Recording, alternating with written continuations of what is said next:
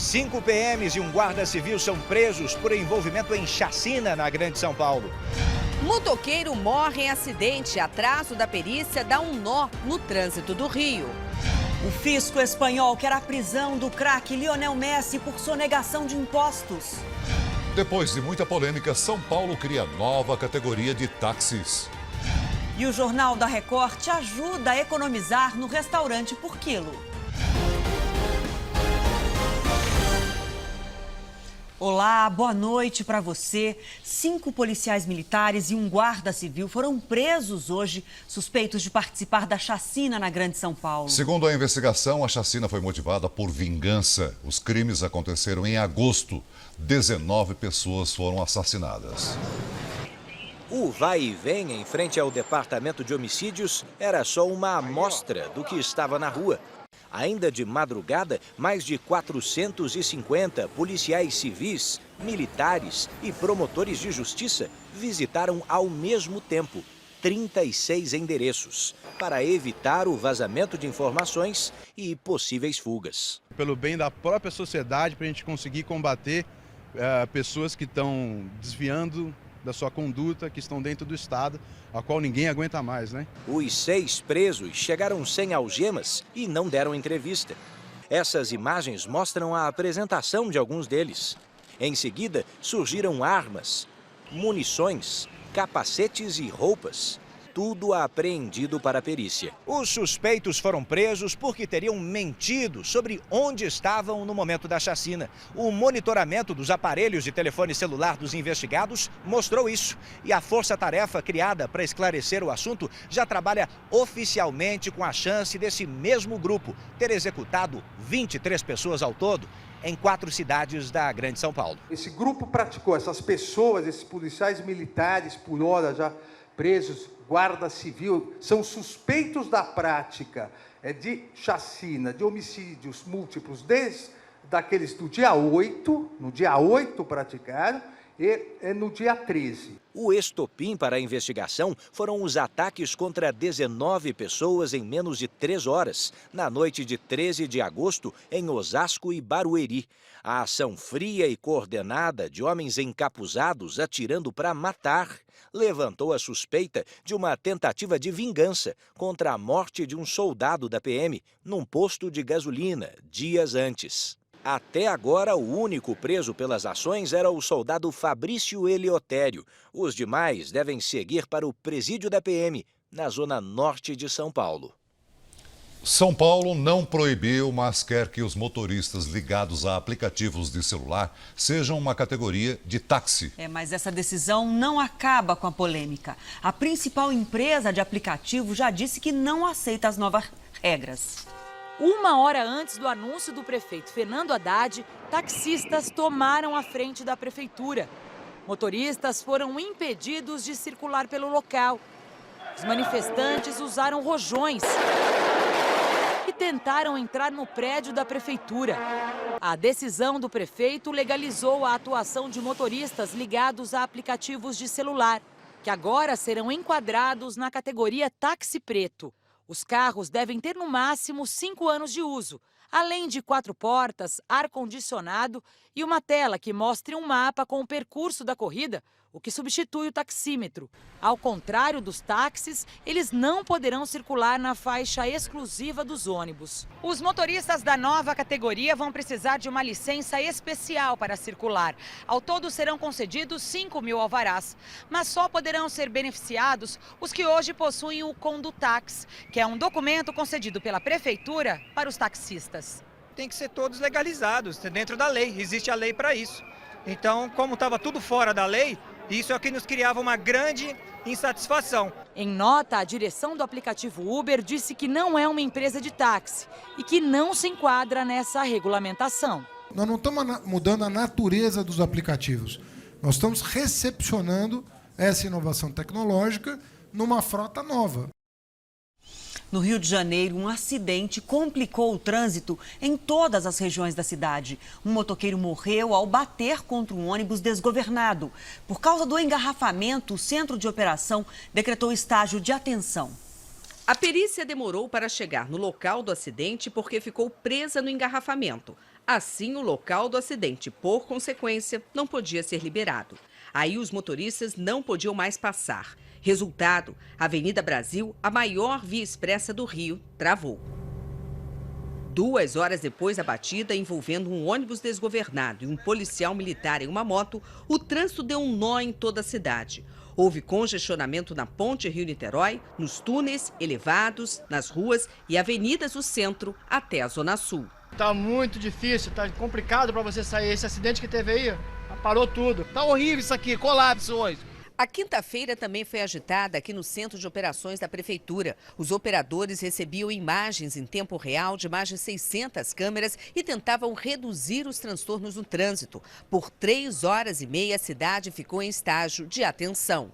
Para os especialistas em trânsito, o caos provocado por um único acidente pode ser um indício de falta de estratégia da cidade olímpica. Nós temos muitos veículos, poucas vias.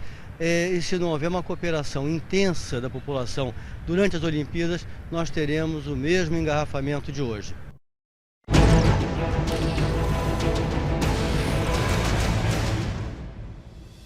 O motorista não para no cruzamento e atinge o carro que estava na preferencial. Com o impacto, ele acerta um outro veículo que estava estacionado. O acidente foi em Jaboticabal, no interior paulista. Veja que o motorista que provocou o acidente dá ré e foge. Ninguém se feriu gravemente. Se você tem um vídeo, mande para o nosso WhatsApp 989333150. Em tempo de crise econômica, cada centavo conta, não é mesmo? E como? O Jornal da Record vai te ajudar a economizar. E vamos começar pela conta do restaurante. O brasileiro por mês gasta em média pouco mais de R$600 para almoçar fora. Mas escolher bem onde comer e o que vai no seu prato pode reduzir essa conta. Com tanta opção, quem nunca passou do ponto? Conforme você vai andando, acaba pegando alguma coisa a mais, sim. Esse educador financeiro dá dicas para comer bem com menos dinheiro. Que tem restaurantes que acabam usando pratos de tamanhos maiores. O que pode acontecer aqui? A pessoa, ela acaba comendo, pode até acabar comendo mais se ela for utilizar um prato maior. E nada de pressa. Chegou no restaurante, dá uma olhada, dá uma geral, vê tudo que tem, depois vai lá e começa a se servir. A explicação para essa dica é simples. Quando a gente vai servindo sem muito critério, pode encontrar lá no fim justamente a comida preferida. Aí o prato já está cheio, mas não dá para resistir, né? O resultado, exagero. Também dá para aliviar o prato sem algumas combinações pesadas. Nós temos aqui salgadinho, quibe. Logo ali na frente a gente também tem outro salgadinho, pastel, né? Normalmente ela já serviu arroz já tem carboidrato, então não precisa repetir carboidrato no salgadinho. Para fazer uma comparação, nós servimos 2 pratos, um mais econômico, esse que está na mão do Roger, e outro peso pesado. Vamos ver o resultado? A balança confirma. Enquanto um prato fica em R$ 29,21, o outro custa R$ 19,32. Nos dias úteis deste mês, seriam mais de R$ 200 de diferença. Guardar esse dinheiro que estava indo pelo ralo para direcionar para realizar outros objetivos importantes de sua vida que você quer realizar. É uma questão de escolha que não faz bem só para o bolso. Você escolhe a quantidade que você quiser, então acho que é mais econômico também, é mais saudável.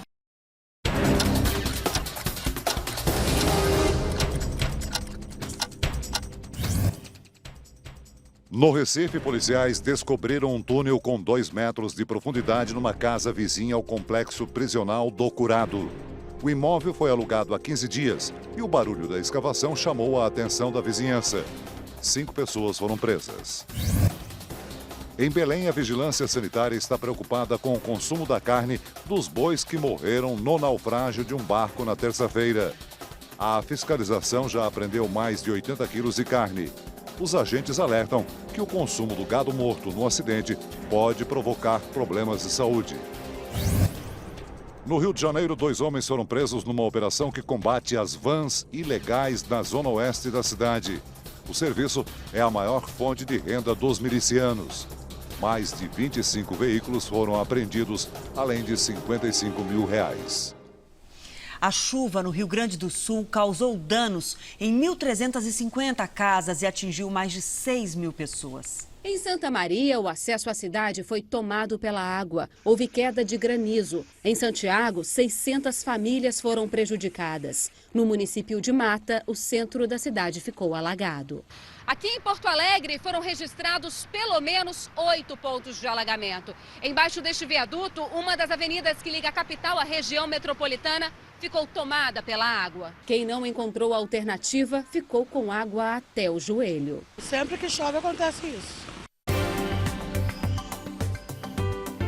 Previsão de mais temporais sobre o sul do país nesta sexta. Uma frente fria avança e provoca chuva forte nos 3 estados. Além da região sul, os temporais com granizo atingem parte do centro-oeste. Faz sol em quase todo o nordeste, sudeste, Goiás e Tocantins. Em Porto Alegre, a máxima é de apenas 18 graus. Em São Luís, calor com 34. No Rio de Janeiro vai dar praia, com máxima de 35. No Recife, 30 graus, mesma máxima de Belo Horizonte. Em Campo Grande, risco de granizo e faz 28 graus. Depois da quarta-feira de derrotas no Congresso e no TCU, a presidente Dilma reuniu os ministros para cobrar mais resultados na articulação política. O temor é que a rejeição das contas pelo tribunal crie bases para um pedido de impeachment da presidente. A primeira reunião ministerial depois da reforma administrativa teve um tom de puxão de orelha. Mesmo com o rearranjo, que entregou 7 pastas para o PMDB em troca de apoio político no Congresso, o Palácio do Planalto vem sofrendo sucessivas derrotas. Foram 3 tentativas frustradas de votar os vetos e as contas da presidente Dilma foram rejeitadas pelo TCU. A presidenta reafirmou o pedido exatamente da atenção de cada ministro, particularmente do PMDB, unidade no sentido do trabalho com as suas bancadas de cada partido que cada ministro ali representa, de tal forma que a gente possa ter sucesso nas votações que nós temos pela frente. Agora, a ordem aqui do Palácio do Planalto é trabalhar duro para garantir o apoio da base aliada. Cabe ao Congresso decidir se aprova ou não a recomendação do TCU.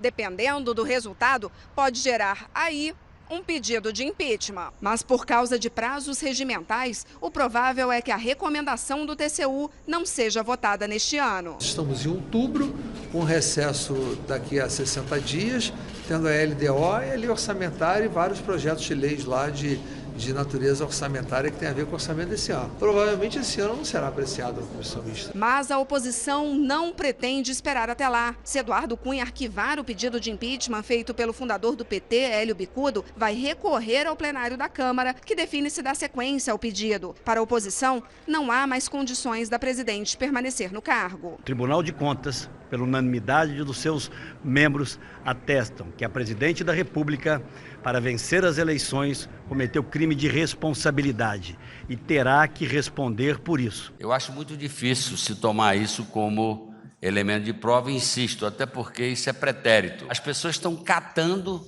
as coisas para tentar dar consistência artificial a um processo como esse. O dólar comercial fechou a quinta-feira em queda, cotado a R$ 3,79. Essa é a menor cotação da moeda americana desde o dia 3 de setembro. O motivo da queda é a indicação de que o Banco Central americano deve adiar mais uma vez o aumento dos juros. Isso beneficia economias de países emergentes, como o Brasil, que ficam mais atrativos para investidores internacionais. A Suíça enviou extratos das contas bloqueadas por suspeita de lavagem de dinheiro em nome de Eduardo Cunha e familiares. O Procurador-Geral da República confirmou as informações. O saldo chegaria a 9 milhões de reais. O documento assinado pelo Procurador-Geral da República, Rodrigo Janot, foi uma resposta a parlamentares do PSOL. Questionado se existem contas em nome de Eduardo Cunha e familiares na Suíça, o procurador responde afirmativamente.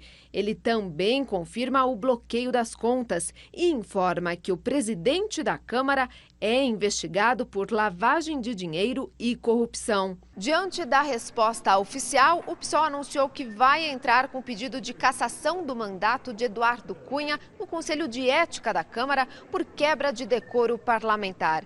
Durante sessão da CPI da Petrobras, o presidente da Câmara afirmou que não tinha contas no exterior.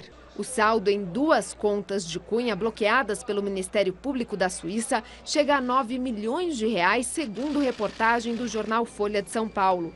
É claro que o presidente não pode dizer, como já disse aqui para vocês, que não desconhece totalmente o teor dessas denúncias, dessas investigações. Agora é o seguinte, o Ministério Público do Brasil está mentindo ou o presidente Cunha é que está mentindo? Outros partidos analisam se vão participar da representação no Conselho de Ética. Nós vamos analisar todas as denúncias que estão sendo feitas com todo o rigor. O PSDB diz que é preciso de provas. Quando o PGR não divulgar as provas, não dizer quais são essas provas, nós não podemos conjecturar e o benefício da dúvida está a favor do presidente da Casa. Já o presidente da Câmara disse que só irá se manifestar quando for notificado. Eu não vou falar sobre esse assunto. Quem entrou no Conselho de Ética, eu responderei o que tiver que entrar, não estou preocupado com isso. Futebol. Doriva, o novo técnico do São Paulo, foi apresentado e já deu as primeiras dicas de como o time jogará daqui para frente. Depois de comandar o primeiro treino, Doriva foi apresentado oficialmente como novo técnico tricolor. Do presidente Carlos Miguel Aidar, nenhuma palavra em relação à crise no clube, muito menos sobre a agressão que teria sofrido do ex-vice-presidente de futebol, Ataíde Gil Guerreiro. Não vou falar de política, de problemas internos do São Paulo hoje. Com Doriva, não é só o espanhol ou o portunhol que deixa de ser falado entre técnico e jogadores. Estão abolidos também as improvisações e o rodízio na escalação da equipe, marcas do colombiano Juan Carlos Osório. Eu, particularmente, gosto de repetição, de repetir uma equipe. Afastar os jogadores da crise política no clube é outra preocupação de Doriva. Concentrar o nosso trabalho naquilo que vai nos projetar para a gente produzir performance e, consequentemente, vitórias. Veja a seguir, a Justiça Espanhola pede a prisão do craque Lionel Messi. E ainda nesta edição, a recuperação do bebê australiano que teve a cabeça separada do corpo depois de um acidente de carro.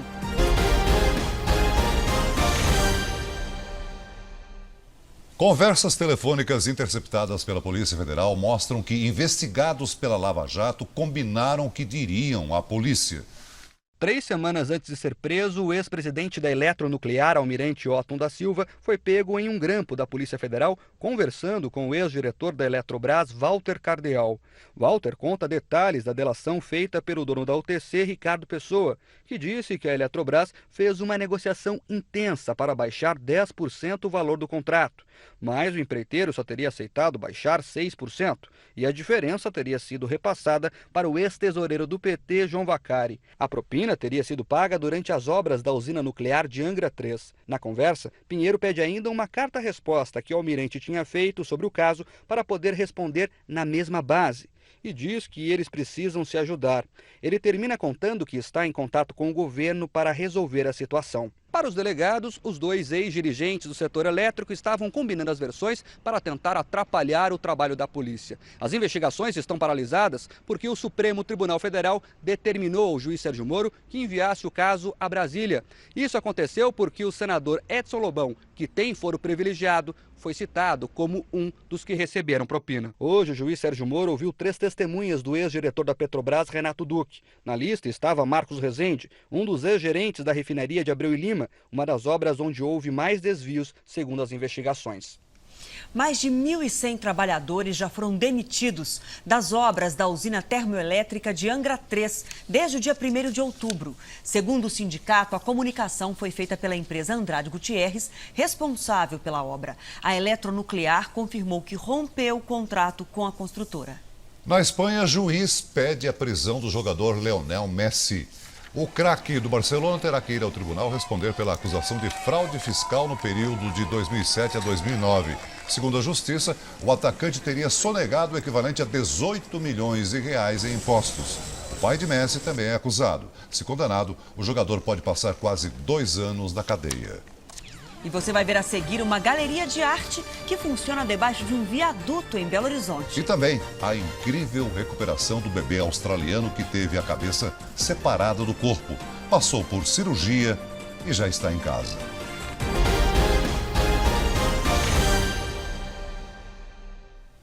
Na Austrália, o bebê que teve uma lesão gravíssima na cervical teve alta. Depois de surpreender o mundo, Jackson Taylor, de 1 ano e 4 meses, voltou para casa. O crânio do menino se desprendeu da coluna depois de um grave acidente de carro. Taylor terá que ficar cerca de 2 meses com esse equipamento para sustentar a cabeça. Tempo estimado para o tecido da coluna se regenerar.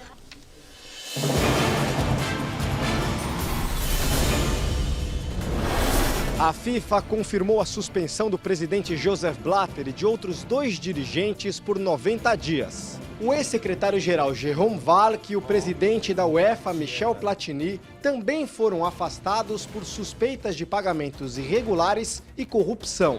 Já o ex-vice-presidente da FIFA, o sul-coreano Chung Moon-jong, foi banido por 6 anos. O camaronês Issa Hayato assume interinamente a presidência da entidade. Em mais um dia tenso, terroristas ferem 7 israelenses. Herbert Moraes. Os atentados chegaram pela primeira vez a Tel Aviv, a capital comercial do país. O terrorista usou uma chave de fenda para atacar uma militar e mais 4 pessoas. Cisjordânia e Jerusalém também registraram atos violentos. O alerta é máximo para amanhã, dia das rezas de sexta-feira. FBI admite que não consegue monitorar mensagens criptografadas do Estado Islâmico. Raquel Vargas. A revelação é do diretor da Polícia Federal, que confirma ainda a existência de recrutas do grupo em solo americano.